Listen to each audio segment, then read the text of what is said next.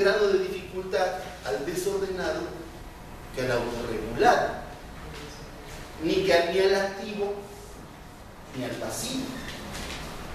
Al activo, yo hice un contrato contigo, eres listo, te voy a pedir más. El pasivo necesita hábitos, rutinas, etcétera, etcétera, pues esa me la tengo que llevar despacito, bajito.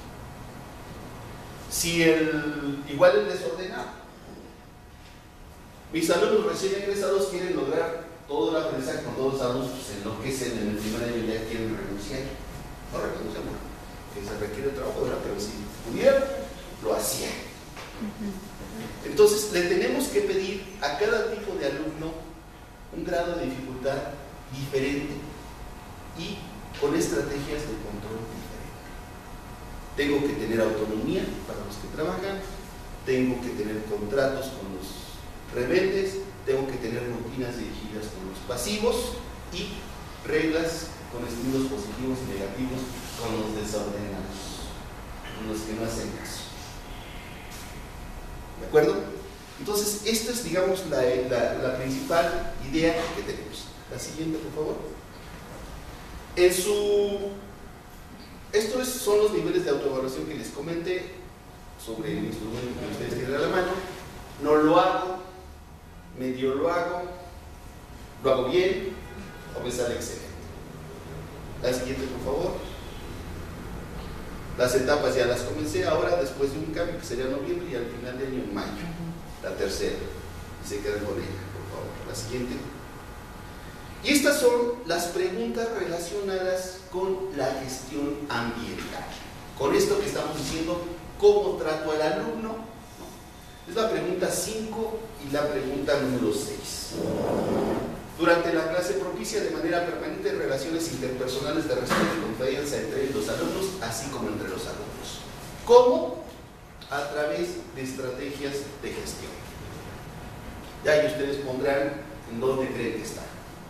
¿Sí? Y la siguiente es la 6. Durante la clase logra de manera permanente un manejo de grupo que posibilita la comunicación dentro del mismo.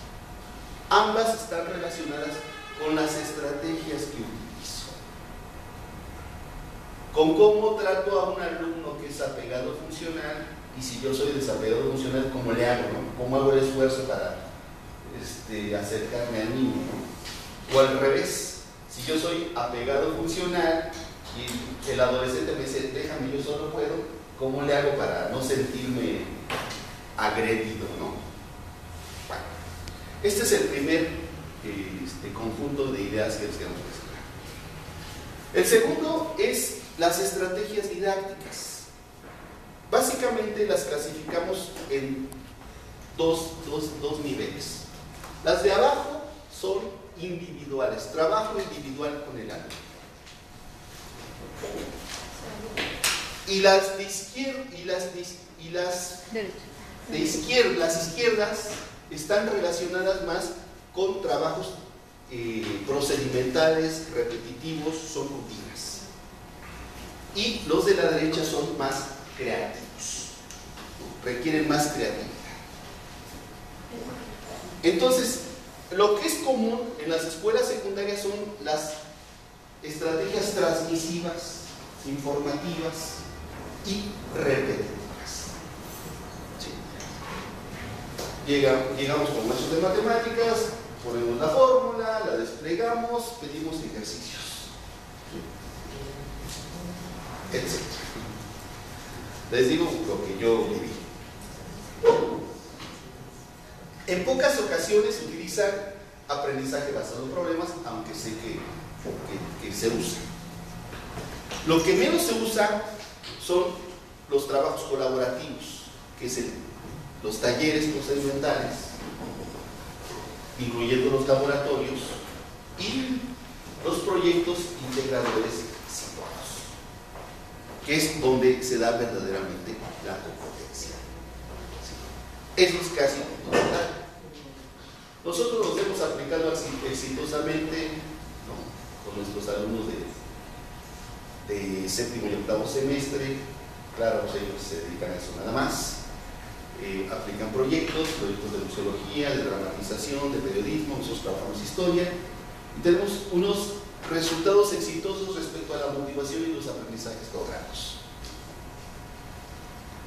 Precisamente porque involucran un trabajo creativo y un trabajo colectivo.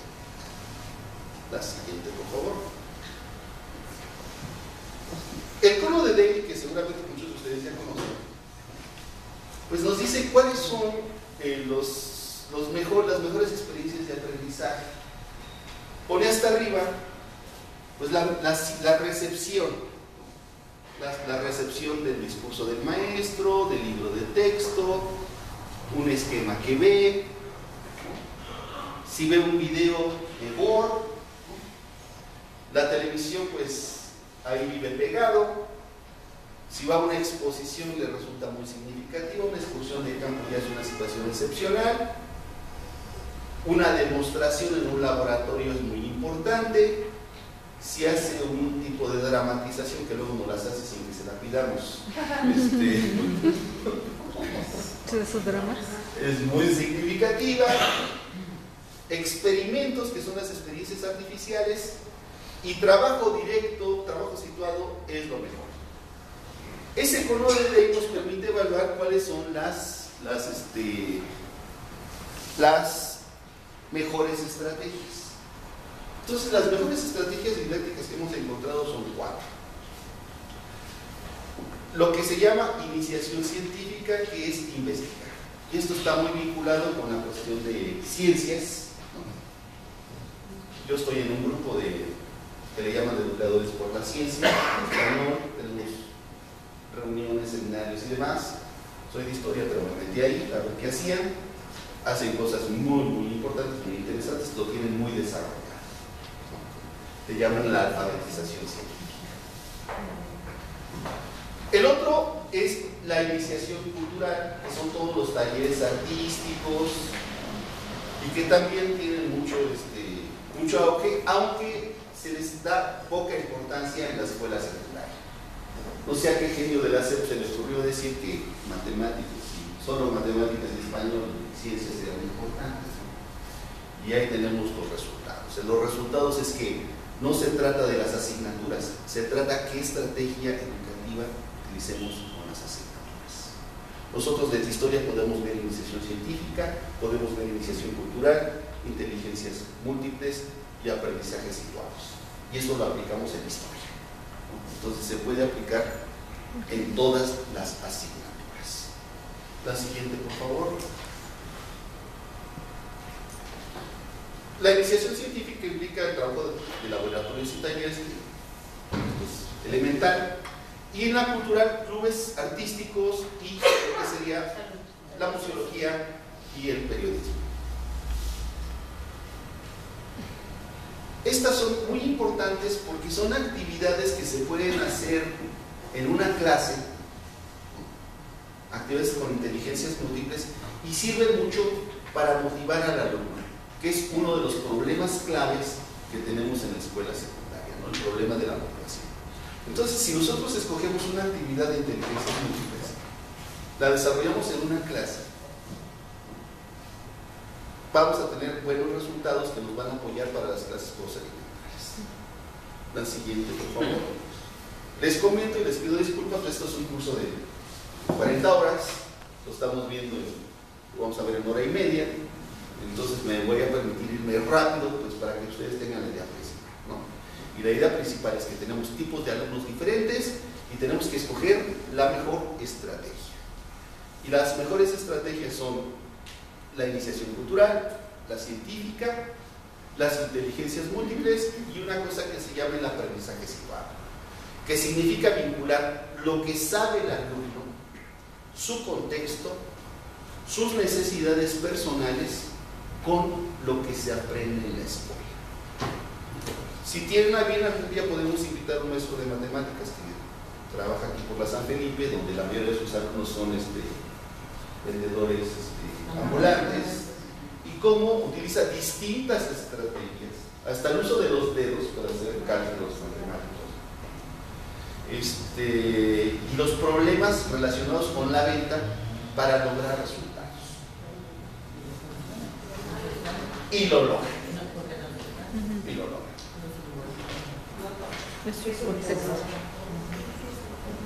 Entonces, estas son las 4 mejores estrategias. Tenemos que buscar en cuál nos podemos inscribir de acuerdo a nuestras características.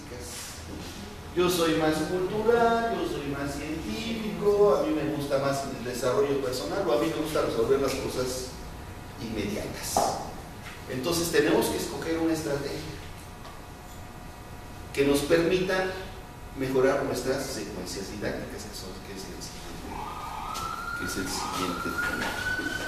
Bueno, Robert Marzano, y seguramente ustedes ya podrán detectar o se podrá identificar en alguna de estas, hizo una investigación muy compleja y llegó a definir cuáles son las 9 mejores estrategias de enseñanza que existen en función con la investigación, y llegó a esas. La primera es establecer metas y realimentación. Significa que el alumno sepa qué va a ver, que lo sepa y saber cómo va a realimentarse ese conocimiento que va a tener. No podemos llegar y, bueno, de hecho llegamos, miren, hoy vamos a ver esto y tal. Entonces, ¿qué queremos lograr? Esto es importante sobre todo para el autónomo, y si ya tenemos el contrato con el activo. Al pasivo le es importante, pero digamos para el autónomo es clave. Y si nosotros empujamos al autónomo, empujamos a los demás. El otro aspecto es promover el esfuerzo y el reconocimiento. Evaluar los trabajos. Ponerle una notita, pedirle una notita al papá. Déjenme decirle que este material está a su disposición, ya está en la computadora, ¿no? La presentación está disponible. Está ahí. Está disponible. También voy a dejarlo en mi correo electrónico, pues, si tienen alguna duda, con todo gusto. El otro aspecto es activar el conocimiento previo, preguntar qué saben del tema. El 4, que es una cosa complicada, son las representaciones no lingüísticas, vamos a ver en la siguiente diapositiva. Preguntarles si ellos distingan similitudes y diferencias, crear hipótesis, plantearse problemas, resumir y tomar notas, pero no como dictado o copiado, sino a partir de andamios que podemos verlo más adelante. Aprendizaje cooperativo, que es trabajo en equipo, y que tengan tareas prácticas. Estas son las 9 estrategias que tienen. El libro también está disponible, desafortunadamente está en inglés, pero creo que muchos de ustedes lo podrán ver sin problema. El libro se llama Maestra de Inglés que anda hasta acá, What Works in Classroom Instruction. Y digamos, ese es el orden, ¿no? Establezco metas, pregunto conocimientos previos, utilizo mis esquemas, que son las representaciones no lingüísticas. Sobre el esquema le pregunto similitudes y diferencias, les hago que hagan problemas o hipótesis, que tomen sus notas en sus andamios, que son los esquemas, los pongo a trabajar en equipo, les dejo tarea y genero finalmente el reconocimiento adecuado en la realimentación. Es el círculo. La siguiente, por favor. Es complicado esto, pero lo que dice en esencia es que recibimos la información en 2 canales, en un canal lingüístico y canales no lingüísticos. Es decir, el lenguaje corporal, el lenguaje icónico. Entonces, que solo el verbal o la lectura, o poner a los alumnos a leer 20 minutos, no es suficiente. Tenemos que utilizar las representaciones no lingüísticas, que son los organizadores gráficos, los esquemas. En historia utilizamos 10, que no son ni línea del tiempo, ni mapa mental, ni mapa conceptual. Utilizamos 10. Visualizaciones, maquetería, movimientos corporales. Entonces, hay que utilizar otros lenguajes aparte de el escrito y el verbal.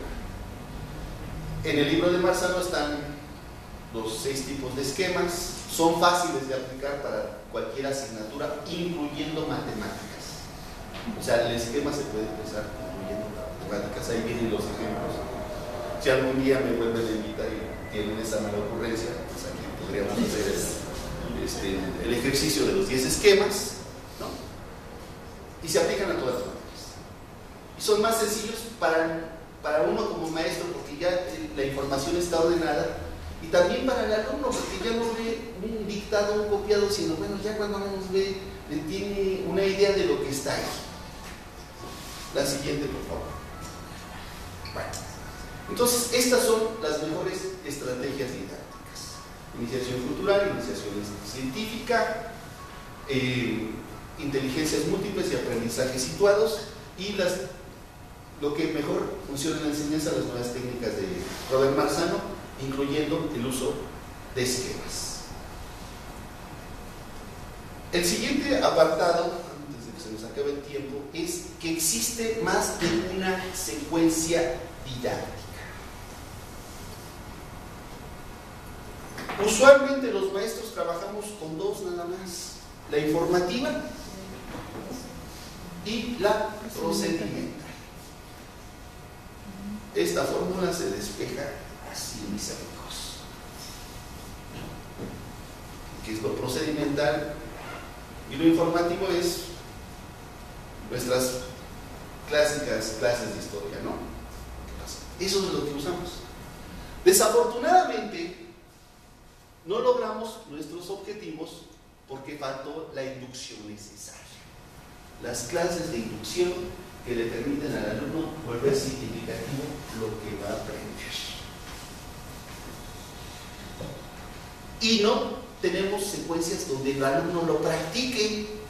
A lo mejor se lo sabe hacer, pero no hay la secuencia que le permita practicarlo, dominarlo, utilizarlo. Entonces, muchos de los problemas que tenemos es que nada más trabajamos con las dos primeras, las dos intermedias, la informativa y la procedimental. La siguiente, por favor.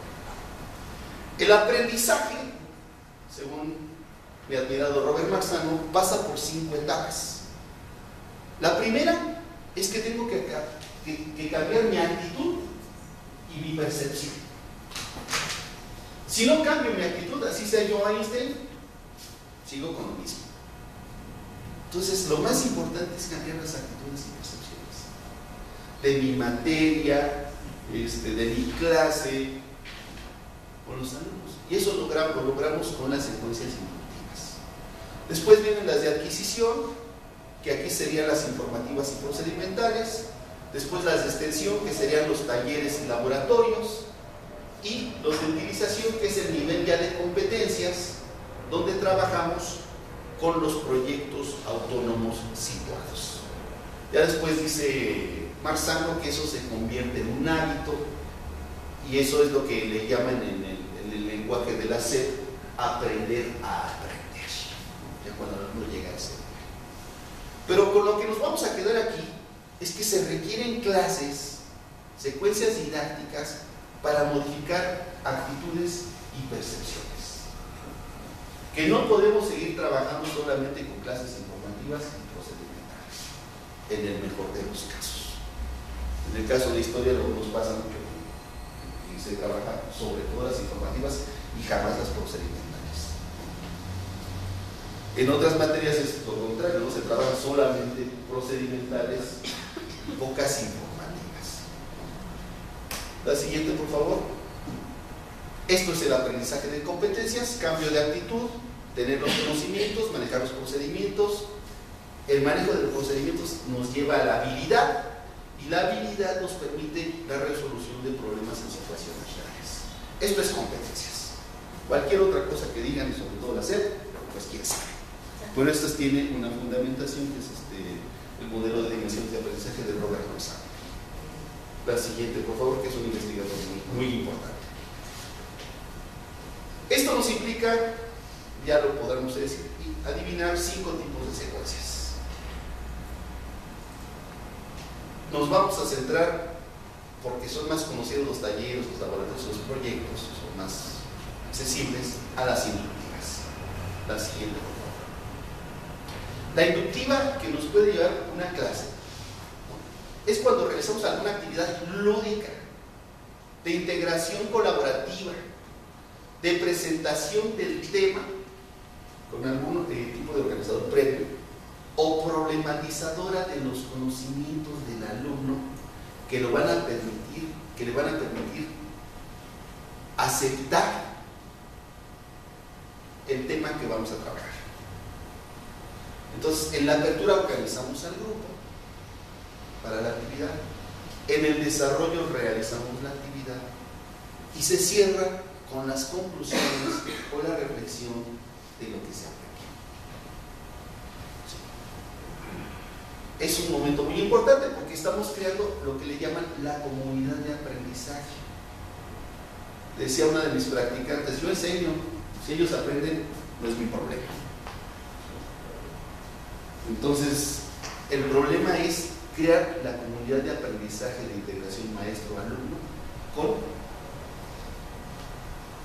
el alumno, con el grupo. Y esto a través de las actividades de inclusión. Y son lúdicas, colaborativas, presentan los organizadores previos o problematizan. Lo mejor es problematizar. Para problematizar tenemos dos secuencias específicas.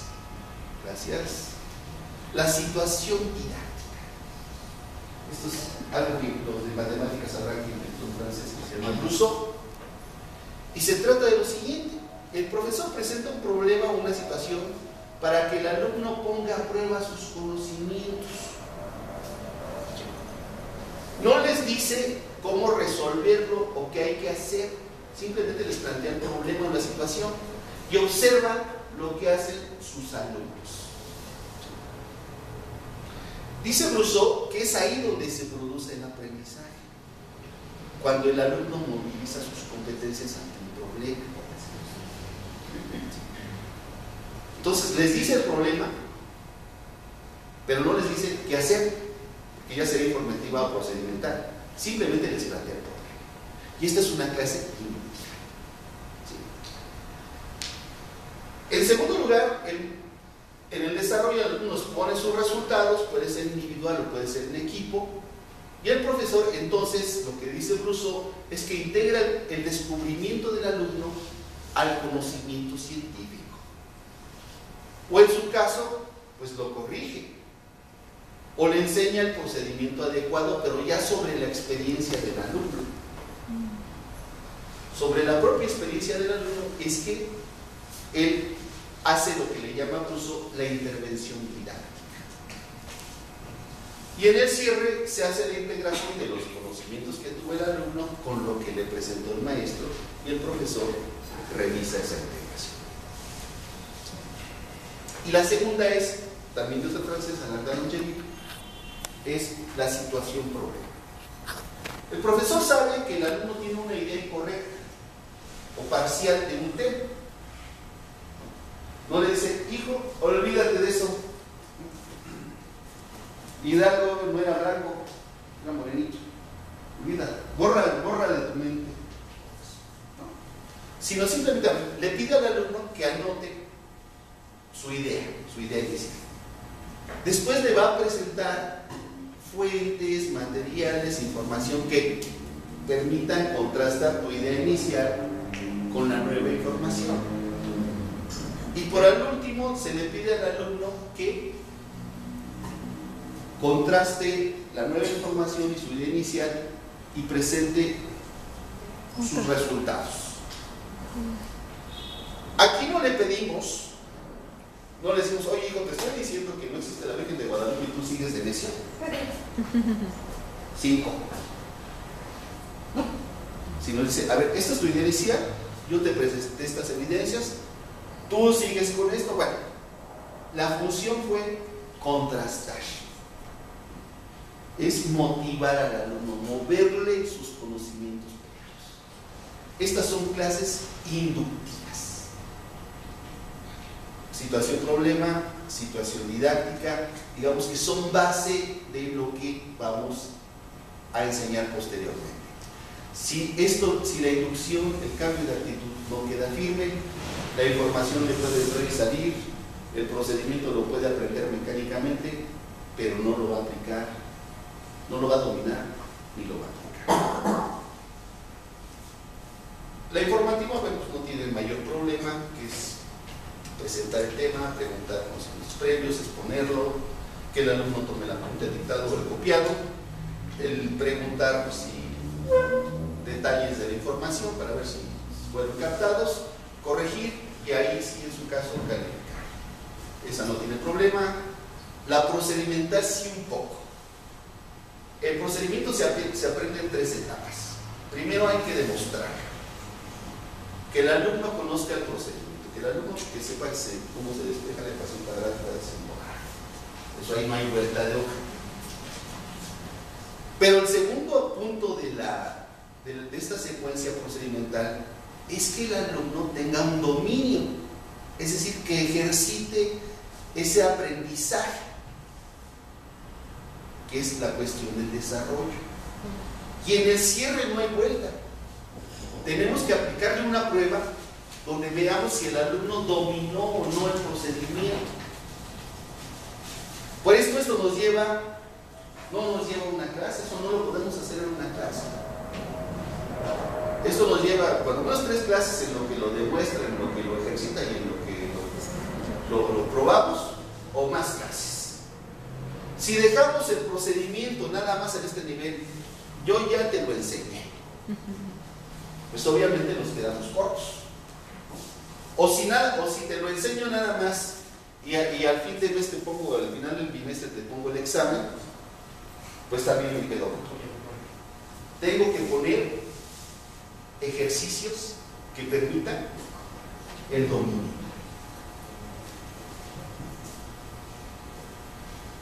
La siguiente es, ya que sé que el alumno domina el procedimiento, entonces voy a hacer talleres o laboratorios donde el alumno lo pueda desarrollar. Le dice Marzano, extender. Entonces organizamos nuestro taller o laboratorio. No hay que ir a un lugar que sea un taller o un laboratorio. Puede haber laboratorio de matemáticas en el mismo salón, de matemáticas, ¿no? Igual en nuestro caso de historia, en el mismo salón hacemos nuestros talleres y nuestros laboratorios. Presentamos las secuencias que hay que hacer. Esto se parece mucho a la metodología de rincones de preescolar. Por acá empiezas a investigar, allá escribes, allá ilustras y acá es el taller de presentación, el rincón de la presentación. Entonces el alumno va pasando por todas las etapas del taller hasta llegar al producto. El alumno desarrolla el procedimiento, se presentan los resultados y el profesor califica. Entonces, la idea central es que nosotros en nuestra clase podemos realizar talleres y laboratorios. Y las integradoras es lo que le llamamos nosotros proyectos autónomos situados, porque los alumnos se deben de encargar de su organización y presentar los resultados ante un público que usualmente es los propios alumnos de la escuela o sus familiares. Es donde les llamamos integradores porque es donde se conjuga el conocimiento